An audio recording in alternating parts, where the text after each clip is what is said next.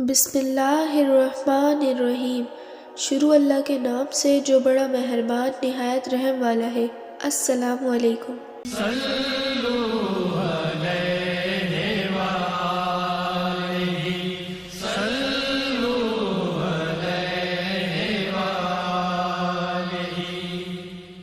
آپ صلی اللہ علیہ وسلم نے فرمایا، جو شخص وضو کرے اسے چاہیے کہ ناک صاف کرے، اور جو پتھر سے استنجا کرے اسے چاہیے کہ طاق عدد یعنی 1 یا 3 یا 5 ہی سے کرے۔ حدیث نمبر 161۔ رسول اللہ صلی اللہ علیہ وسلم نے فرمایا کہ تم میں سے کوئی وضو کرے تو اسے چاہیے کہ ناک میں پانی دے، پھر اسے صاف کرے، اور جو شخص پتھروں سے استنجا کرے تو اسے چاہیے کہ جوڑ عدد یعنی 1 یا 3 سے استنجا کرے، اور تم میں سے کوئی سو کر اٹھے تو وضو کے پانی میں ہاتھ ڈالنے سے پہلے اسے دھو لے، کیونکہ تم میں سے کوئی نہیں جانتا کہ رات کو اس کا ہاتھ کہاں رہا ہے۔ حدیث نمبر 162۔ عبداللہ بن عمر رضی اللہ تعالیٰ عنہ کہتے ہیں کہ ایک مرتبہ رسول اللہ صلی اللہ علیہ وسلم ایک سفر میں ہم سے پیچھے رہ گئے، پھر تھوڑی دیر بعد آپ صلی اللہ علیہ وسلم نے ہم کو پا لیا اور عصر کا وقت آ پہنچا تھا۔ ہم وضو کرنے لگے اور اچھی طرح پاؤں دھونے کے بجائے جلدی میں ہم پاؤں پر مسح کرنے لگے۔ آپ نے فرمایا، ایڑیوں کے لیے آگ کا عذاب ہے۔ 2 مرتبہ یا 3 مرتبہ فرمایا۔ حدیث نمبر 163۔ حضرت عثمان رضی اللہ تعالیٰ عنہ نے وضو کا پانی منگوایا اور اپنے دونوں ہاتھوں پر برتن سے پانی لے کر ڈالا، پھر دونوں ہاتھوں کو 3 دفعہ دھویا، پھر اپنا داہنا ہاتھ وضو کے پانی میں ڈالا، پھر کلی کی، پھر ناک میں پانی دیا، پھر ناک صاف کی، پھر 3 دفعہ اپنا منہ دھویا اور کونیوں تک 3 دفعہ ہاتھ دھوئے، پھر اپنے سر کا مسح کیا، پھر ہر ایک پاؤں 3 دفعہ دھویا۔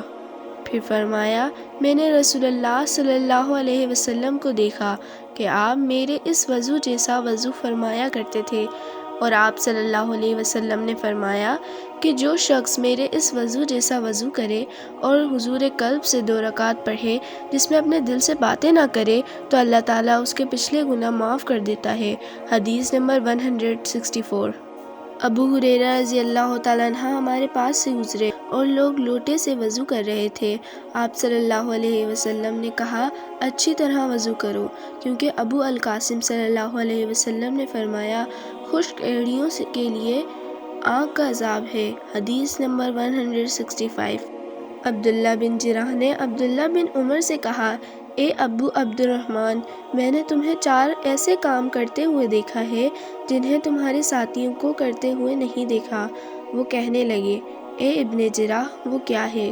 ابن جراح نے کہا کہ میں نے طواف کے وقت آپ کو دیکھا کہ 2 یمانی رکنوں کے سوا کسی اور رکن کو آپ نہیں چھوتے ہو، دوسرے میں نے آپ کو بستی جوتے پہنے ہوئے دیکھا، اور تیسرے میں نے دیکھا کہ آپ زرد رنگ استعمال کرتے ہو، اور چوتھی بات میں نے یہ دیکھی کہ جب آپ مکہ میں تھے لوگ ذی الحج کا چاند دیکھ کر لبیک پکارنے لگتے ہیں اور حج کا احرام باندھ لیتے ہیں، اور آپ 8ویں تاریخ تک احرام نہیں باندھتے۔ حضرت عبداللہ بن عمر رضی اللہ تعالیٰ عنہ نے جواب دیا کہ دوسرے ارکان کو تو میں یوں نہیں چھوتا کہ میں نے رسول اللہ صلی اللہ علیہ وسلم کو یمانی رکنوں کے علاوہ کسی اور رکن کو چھوتے ہوئے نہیں دیکھا، اور رہے پستی جوتے تو میں نے رسول اللہ صلی اللہ علیہ وسلم کو ایسے جوتے پہنے ہوئے دیکھا کہ جن کے چمڑے پر بال نہیں تھے، اور آپ انہی کو پہنے وضو فرمایا کرتے تھے، تو میں بھی انہی کو پہننا پسند کرتا ہوں۔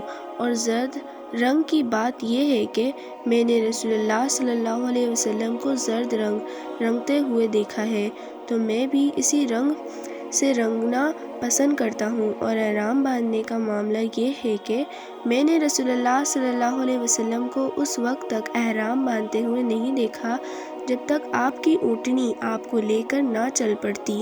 حدیث نمبر 166۔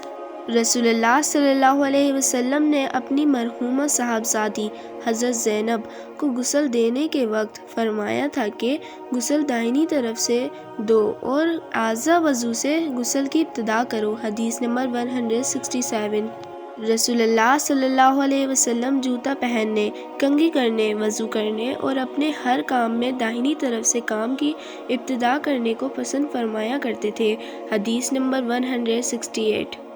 حضرت انس بن مالک رضی اللہ تعالیٰ عنہ کہتے ہیں کہ میں نے رسول اللہ صلی اللہ علیہ وسلم کو دیکھا کہ نماز عصر کا وقت آ گیا، لوگوں نے پانی تلاش کیا، جب انہیں پانی نہ ملا تو رسول اللہ صلی اللہ علیہ وسلم کے پاس ایک برتن میں وضو کے لیے پانی لایا گیا۔ رسول اللہ صلی اللہ علیہ وسلم نے اس میں اپنا ہاتھ ڈال دیا اور لوگوں کو حکم دیا کہ اسی برتن سے وضو کریں۔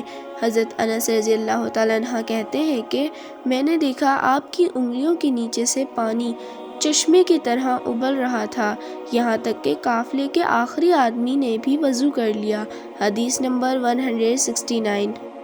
ابن سیرین کہتے ہیں میں نے عبیدہ رضی اللہ تعالیٰ عنہ سے کہا کہ ہمارے پاس رسول اللہ صلی اللہ علیہ وسلم کے کچھ بال مبارک ہیں جو ہمیں حضرت انس رضی اللہ تعالیٰ عنہ سے یا انس رضی اللہ تعالیٰ عنہ کے گھر والوں کی طرف سے ملے ہیں۔